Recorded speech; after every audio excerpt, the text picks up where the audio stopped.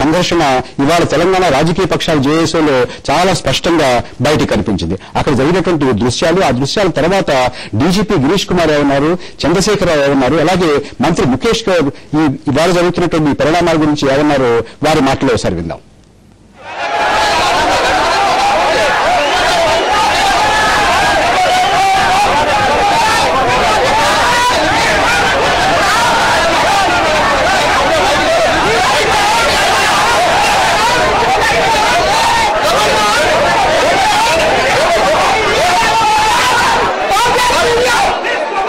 ఇచ్చినటువంటి తెలంగాణ ఏర్పాటు ప్రకటనకు ఆంధ్ర ప్రాంత ఎమ్మెల్యేలు ఎంపీల రాజీనామాలతోని అడ్డుకట్ట వేయడం జరిగింది.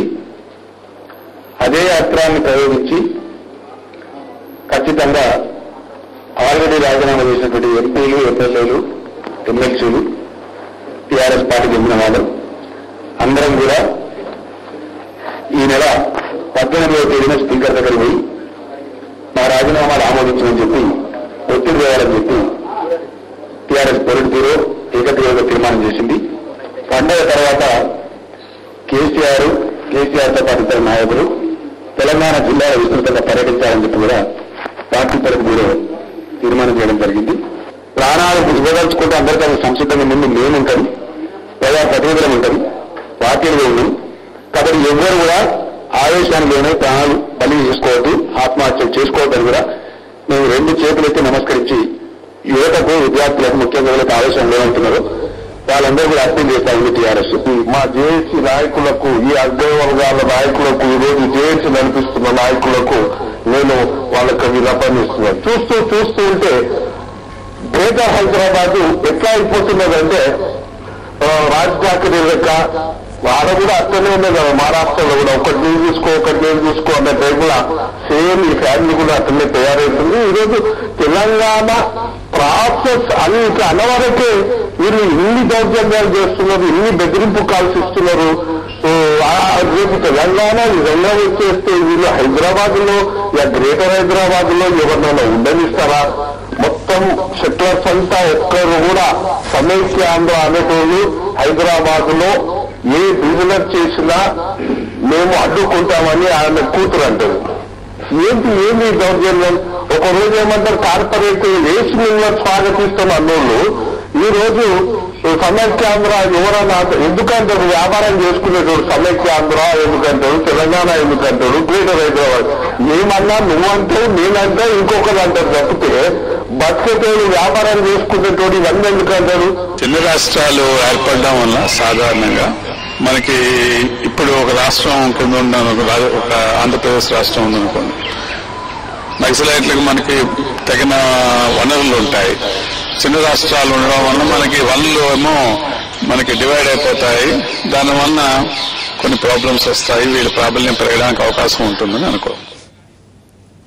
వెంకటరమణారెడ్డి గారు, ముఖేష్ గౌడ్ గారు, డీజీపీ గిరీష్ కుమార్ చాలా ముఖ్యమైనటువంటి వ్యాఖ్యలు చేశారు. వాటి గురించి కూడా మాట్లాడుకుందాం, కాసేపు మాట్లాడుకుందాం. ముందుగా ఇవాళ జేఏసీలో జరిగినటువంటి అల్లకల్లోలం, విరుద్ధమైనటువంటి పరస్పర విరుద్ధమైనటువంటి ప్రకటనలు, గందరగోళం ఇదంతా చూసాం మనం.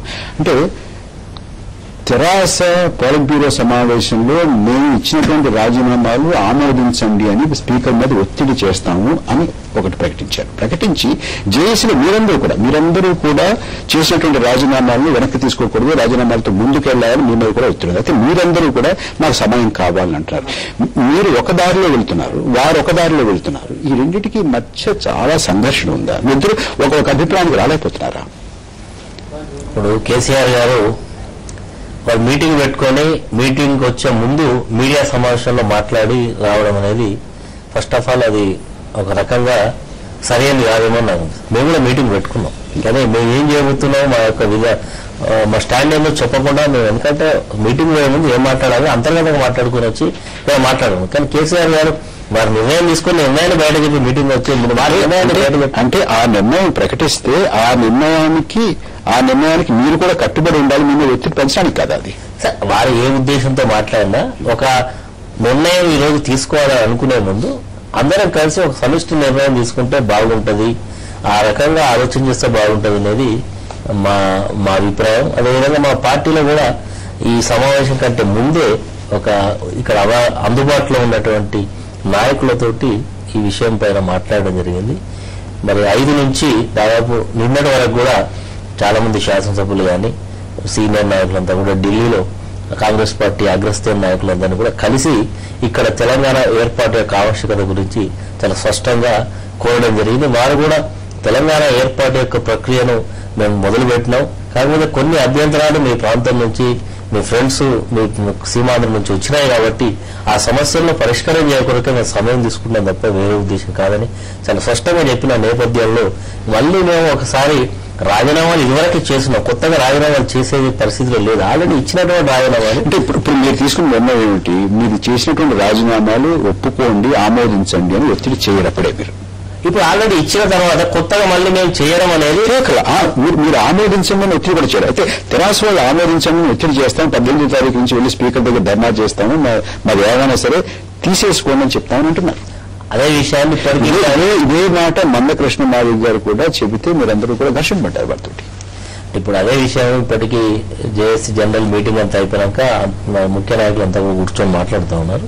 ఎవరికైనా ఒక అవకాశం ఇవ్వాలి, అంటే ప్రభుత్వానికి కూడా వారు ఒక ప్రకటన చేసిన తర్వాత 5th నాడు మీటింగ్ అయింది. 5th నాడు తర్వాత ఒక వారం రోజులు 10 రోజులు కొంత సమయం లేకుండా మనం మళ్ళీ ప్రెషర్ పెట్టి అల్టిమేట్ గా మళ్ళీ ఏ రోజైనా మళ్ళీ కాంగ్రెస్ పార్టీ కానీ జాతీయ స్థాయిలో యూపీఏ గవర్నమెంట్ మన్మోహన్ సింగ్ గారితో మరి బార్గెనింగ్ చేయాలి కాబట్టి బార్గెనింగ్ కొరకు మేము కూడా వెళ్ళి అడగాలంటే మాకు చాలా అందరూ కూడా మేము మొన్న చిదంబరం గారితో కానీ మిగతా కోర్ కమిటీ సభ్యులతో కానీ మా స్టేట్ ఇన్ఛార్జ్ గారితో మాట్లాడినప్పుడు వారు అన్ని విషయాలు చెప్పిన తర్వాత కూడా స్థూలంగా మీరు అవలంబించదలుచుకున్నటువంటి వ్యూహం ఏమిటంటే మేము చెప్పాల్సింది చెప్పాము, వారు కూడా దానికి సుముఖంగా ఉన్నట్టుగా నాకు అనిపించింది, అందుచేత ఓపిక పట్టాలి, వారు కొంత సమయం ఇవ్వాలంటే. రాజేష్ రావు గారు, ఇక్కడ రెండు చాలా పూర్తిగా విరుద్ధమైనటువంటి 2 వ్యూహాలు కనపడుతున్నాయి. ఒకటి, అందరూ కూడా చేసినటువంటి రాజీనామాలన్నీ కూడా ఆమోదించాలని ఒత్తిడి చేసి అందరూ రాజీనామాలు కనుక చేస్తే రాజ్యాంగ సంక్షోభం వస్తుంది, రాజ్యాంగ సంక్షోభం నుంచి తెలంగాణ పుట్టుకొస్తుంది అనేటువంటిది ఒక ధార. రెండవ ధార మేము చెప్పాల్సింది చెప్పాము, ఇందాక వెంకటరమణారెడ్డి గారు అంటున్నారు, మేము చెప్పాల్సింది చెప్పాము, చేయాల్సింది చేసాము, వారు కూడా మాకు సుముఖంగానే ఉన్నారు, వారికి కాస్త సమయం ఇద్దాము అనేటటువంటిది. ఈ రెండింటి మధ్య ఘర్షణకి ఇవాళ జేఏసీ వేదికైంది. మీకేమనిపిస్తుంది? అలా ఘర్షణ పడడం చాలా దురదృష్టకరం. జేఏసీ ప్రారంభంలోనే విభిన్న పార్టీలు అయినప్పటికీ ఏకాభిప్రాయంతో ముందుకు పోవాలని నిర్ణయానికి వచ్చారు. టీఆర్ఎస్ పార్టీ వారు వాళ్ళ పార్టీ మీటింగ్లో, పొలిట్ బ్యూరో మీటింగ్లో తమ రాజీనామాల గురించి స్పీకర్ గారిని కలిసి ఒత్తిడి పెట్టి ఆమోదింప చేయాలి, రాజ్యాంగ సంక్షోభం దిశలో ప్రయాణం చేయాలి అని ఒక వ్యూహాన్ని పెట్టుకున్నారు. ఒక పార్టీకి స్వతంత్రం ఉంది, వాళ్ళు కూడా చర్చించుకోవాలి కదా, వాళ్ళు కూడా అభిప్రాయ భేదాలు ఉండవచ్చు. కాబట్టి ఒక పార్టీ అంటే పార్టీయే. అలాగే తెలుగుదేశం పార్టీ ఉంది, లేదా కాంగ్రెస్ పార్టీ ఉంది, బీజేపీ ఉంది, మిగతా పార్టీలు ఉన్నాయి. ఎవరి అభిప్రాయం వారు ఓపెన్గా ఇక్కడికి వచ్చి చెప్పుకోవచ్చు కదా. టీఆర్ఎస్ నిర్ణయాన్ని మీరు పాటించుకోండి కానీ మేము ఇంకా తర్వాత పాటిస్తాం, ఆలోచిస్తూ ఉన్నాం అనే అభిప్రాయ భేదాన్ని చెప్పవచ్చు కాంగ్రెస్ పార్టీ వారు. మరో పార్టీ వారు కూడా అలాగే మాట్లాడుకోవచ్చు.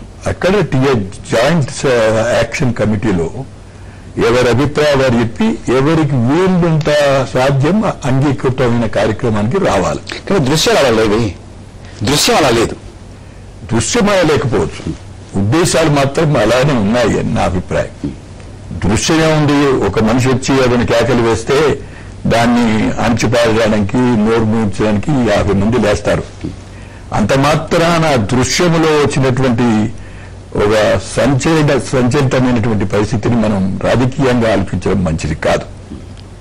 ఇవాళ అక్కడ జరిగినటువంటి గందరగోళం వ్యూహం గురించి కాదు. ఒకరు ఇవాళ 18వ తారీఖు నాడు పెళ్లి మేము రాజీనామాల గురించి ఒప్పిస్తామని ఎవరన్నారు. కాంగ్రెస్ పార్టీ వారు 18 గారు 20 అనుకోవచ్చు, 24 అనుకోవచ్చు, టీడీపీ వాళ్ళు 18 నాడే చేయవచ్చు. ఏదైనా మీరు చెప్పినట్టుగా మనం అనుకున్నట్టుగా రాజీనామాలు పెట్టినప్పుడే ఈ వ్యూహం గురించి ఆలోచించి పెట్టారు. ఢిల్లీకి వెళ్ళొచ్చిన తర్వాత వాళ్ళకి అన్ని చెప్పిన తర్వాత వాళ్ళు కనుక చెప్పిన దాన్ని నమ్మి రాజీనామాలు ఉపసంహరించుకోవడమా కొనసాగించడమా అనే నిర్ణయానికి రావాలి. అది నిర్ణయం కూడా రాజేష్ ఇంకొకటి కూడా మన పరిగణలోకి తీసుకోవాలి. మిగతా తెలంగాణ ప్రాంతానికి చెందినటువంటి మంత్రులు రాజీనామాలు ఉపసంహరించుకున్న వెంకటరెడ్డి గారు, శ్రీధర్ బాబు గారు నిన్న మొన్నటి వరకు కూడా వారు ఉపసంహరించుకోవడం ససేమిరా అన్నారు. ఏవైనా సరే ఒక స్పష్టమైనటువంటి ప్రకటన వచ్చే వరకు మీరు చేయమన్నారు. ఇవాళ వారు కూడా మెత్తపడ్డారు. నిజమే, వారు కూడా ఉపసంహరించుకుంటున్నాను చెప్పి అభిప్రాయానికి వచ్చారు. అంత మాత్రాన నేను గాని మీరు గాని రాజకీయాలలో తప్పనిసరిగా ఒకరు ముందు ఒకరు వెనక ఒకరికి అభిప్రాయ భేదాలుంటూ ఉంటాయి. జాయింట్ యాక్షన్ కమిటీ అంటేనే కనీస కార్యక్రమం పైన ఏకాభిప్రాయానికి రావడం చేయడం. కాబట్టి ఉపసంహరించుకోవడం అనేది కాదు ఇప్పుడు చర్చించింది. ఒత్తిడి వేయాలని అందరూ ఉన్నారు, అందరూ చెప్పారు. కాంగ్రెస్ పార్టీ వారు కూడా చెప్పారు. ఎప్పుడు చేస్తారు, ఎలా చేస్తారు, చివరకు ఇంకా దాన్ని నాంచి అసలు ఇచ్చిన రాజీనామాలు ఉపసంహరించుకునే దశకు వెళ్తారా లేదా గట్టిగా నిలబడతారా అనేది వేసి చూడాల్సిందే. రవి గారు, ఈ జేఏసీలో వ్యక్తమైనటువంటి దృశ్యాలు అంటే ఇంతకాలం అదృశ్యంగా ఉన్నటువంటి వైరుధ్యాలు తెర మీదకి వస్తున్నాయని చాలా స్పష్టంగా వస్తున్నాయి. ఒక కృత్రిమంగా ఒకనొక సన్నివేశంలో 3 పరస్పర విభిన్నమైనటువంటి రాజకీయ శక్తులు తెలంగాణలో ఒక నినాదం చుట్టూ అందులో కలిసాయి. ఇందులో సహజ వైరుధ్యం ఉంది. అనేక కాలంగా మరుగుపడిన దాన్ని ఒక ప్రతీకగా ముందుకు తెచ్చి పతాక సన్నివేశాన్ని తీసుకెళ్లిన వ్యక్తి కేసీఆర్. కేంద్రంలో రాష్ట్రంలో అధికారంలో ఉండి దాన్ని ఇవ్వడం అంటూ జరిగితే దానికి సారథ్యం ఆధ్వర్యం వహించాల్సిన పార్టీ కాంగ్రెస్. ఈ రెండు అజెండాను తీసిపోకుండా తన అస్తిత్వాన్ని కూడా కాపాడుకుంటూ నిలబడాల్సిన పార్టీ తెలుగుదేశం. ఈ 3 కూడా కలిసి ఒక వేదిక మీదకి వచ్చి మేము ముగ్గురం కాదు మేధావులు విద్యార్థులు ముందుంటారని చెప్పి అది కూడా కొన్ని రోజులు తెలుగుదేశం దూరంగా ఉంది. కానీ అది ఏర్పడిన క్రమంలోనే అనేక వైరుధ్యాలు అనేకమైనటువంటి సమస్యలు ఉన్నాయి. అది కాలం గడిచే కొద్దీ అంటే వాస్తవికత ముందుకు వస్తున్న కొద్దీ అంటే అదేదో త్వరగా అయిపోతుందని కాదు, ఇది ఒక సంప్రదింపుల ప్రక్రియ అనివార్యం అన్న వాస్తవం గుర్తింపుకు వచ్చే కొద్దీ ఈ వైరుధ్యాలు క్రమంగా బహిర్గతమవుతున్నాయి. అంటే ఏకాంశ కార్యక్రమం ఉన్నటువంటి టీఆర్ఎస్ లాగా మిగిలినటువంటి 2 పార్టీలు వ్యవహరించడం అనేది మీరు చెప్పినటువంటి 3 ధారలు చెప్తున్నారు. ఈ 3 ధారలను కొంచెం లోతుగా విశ్లేషించే ముందు ఒక చిన్న విరామం తీసుకుందాం.